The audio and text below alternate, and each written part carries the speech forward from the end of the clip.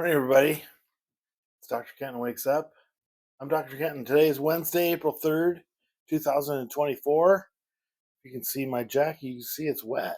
Well, the magical thing about Winston is that he doesn't like going out when it's raining. That's when there's big drops coming down. But he doesn't seem to mind it when it's drizzling. We've got a lot of words in the English language to talk about rain. Some of them are really specific. So we got misting, we've got drizzling, we got sprinkling. Drizzle is like I don't know, you watch you're ever at the store and your grocery store has one of those automatic misting devices for the fresh produce. Every so often it shoots a little well, that's what it's doing outside right now. Now Winston doesn't mind that.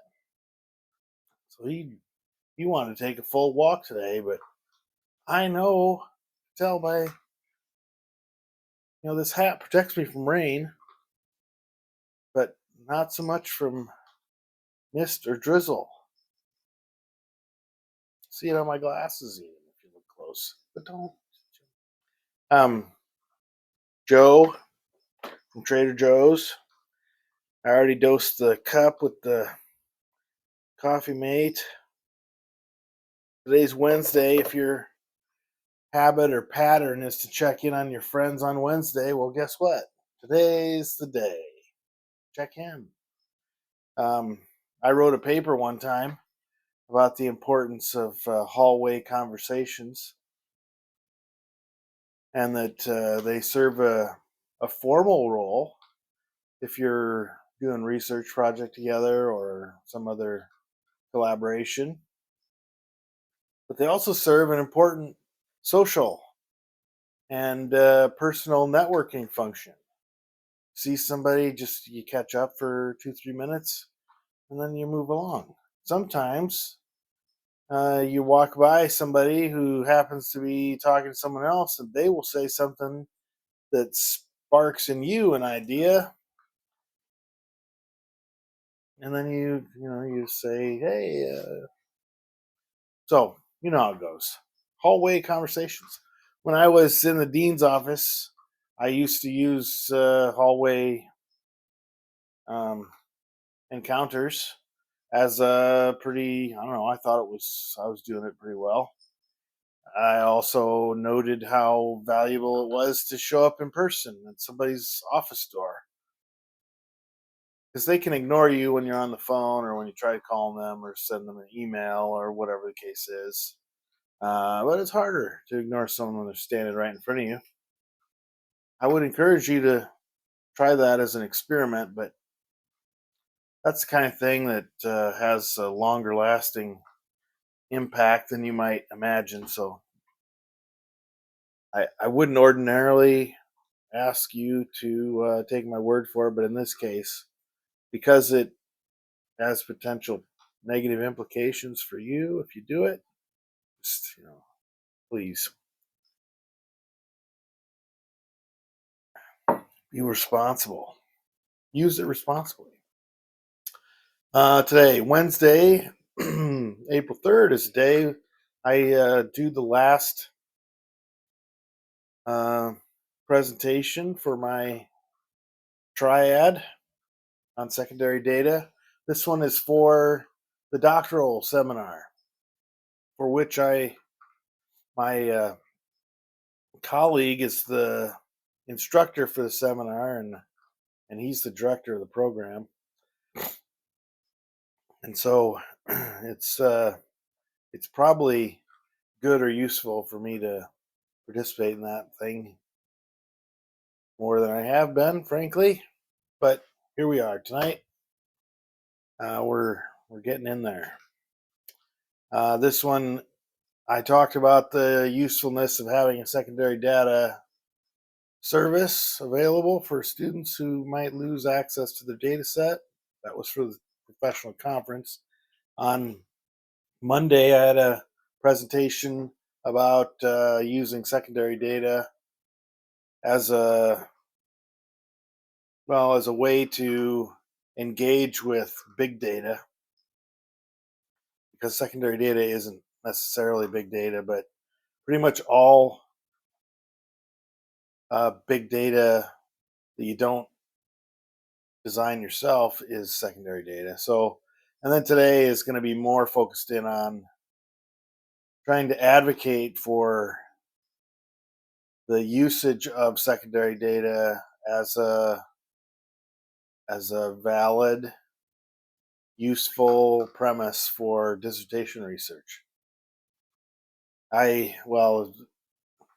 won't be there at the presentation, so you won't hear the stories. There were a handful of people in my awareness over time that had real severe problems getting their data together. And in one case, the guy's advisor died. He then was encouraged. Well, that's the wrong word. That's a more positive word. In advanced like R1 style research paradigms, a professor is encouraged not to vary too far out of their little is the wrong word, but out of their lane, or maybe their CEL. You've got this area in which you are endeavoring to become the best known, in the nation, world, universe. Okay, so you're trying to become like a primary. When people think of this, whatever this is, they think of you and maybe one or two others, and that's it. So that's kind of the aim for an R1 institution, is that you develop scholars that have that kind of reputation. Um, but so anyway, in this case, that guy I mentioned, his advisor died. That he wasn't able to get anybody else on his committee even to pick up where he and his advisor left off. So he had to devise another study on a different topic, more in line with one that the advisor had in mind to do. So that guy could have quit, but he didn't. That's good for him. Great for him. Another person, a little more recently, and actually a student of mine, advisor decided that they were going to take a job elsewhere, and I didn't want to keep working with this particular student. And it's not personal, just like the nature of the job wasn't going to allow her to continue in that frame. So, um, in this case, my student who was working with that person as their dissertation or data concierge uh, wound up having to withdraw. So that's not great. We also have a lot of instances lately where it's becoming increasingly difficult to gain access to what were previously very reliable and rich and large data sources. We, at one point in time, when I first started, it was pretty common for a research study to come along, and people would say, "Well, research this with some teachers from your class," and you could do it. And if you wanted to publish your results someplace, you had to get IRB approval. All right, so that was one way. IRB. Now the school systems are a lot more um, restrictive. Is a tough word, but it's the best one I can think of now. They're a lot more selective, a lot more intentional. So your study now has to be aligned very heavily with one of the school system priorities. And if it's not, they won't approve it. And you also now, since a lot of well, apparently at a certain point, there became a concern that there was too much of this frivolous outside stuff going on in a school building, and principal and teachers need to be more careful about who they give access to. And so the big one so far is you need to align your study has to be aligned with an existing existing whatever category of the framework or particular element of a category on the framework, whatever they call it, their group of standards, whatever. Well, it's not exactly easy to do. So the well has not gone dry, but there are 2 or 3 levels of guardianship that prevent people from getting to it. You also need to get IRB approval from the institution and from the university. So there's a lot more roadblocks in the way. It's a lot harder to gain access to a data set of sufficient size, DOUS, data set of unusual size, that you can use to inform a rigorous dissertation. Well, anyway, secondary data short circuits all those data collection issues because the data is already there.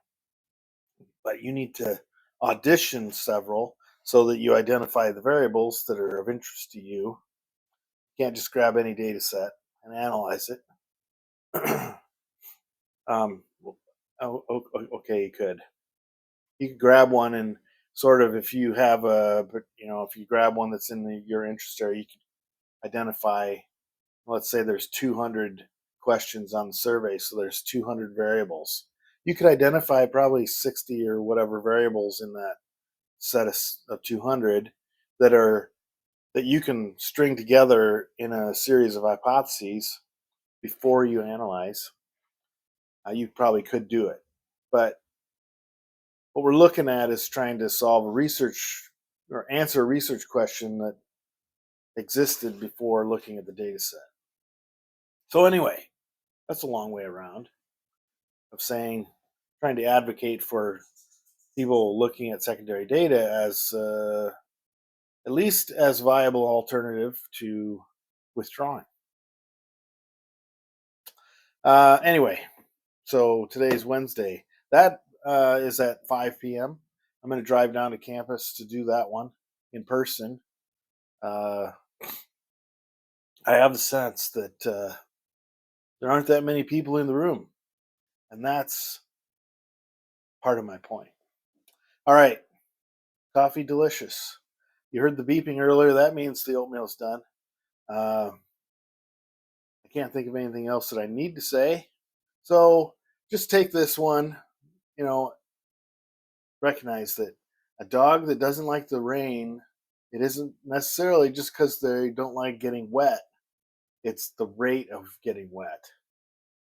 And sometimes, when the droplets that are hitting their face are rather small, that might not be discouraging.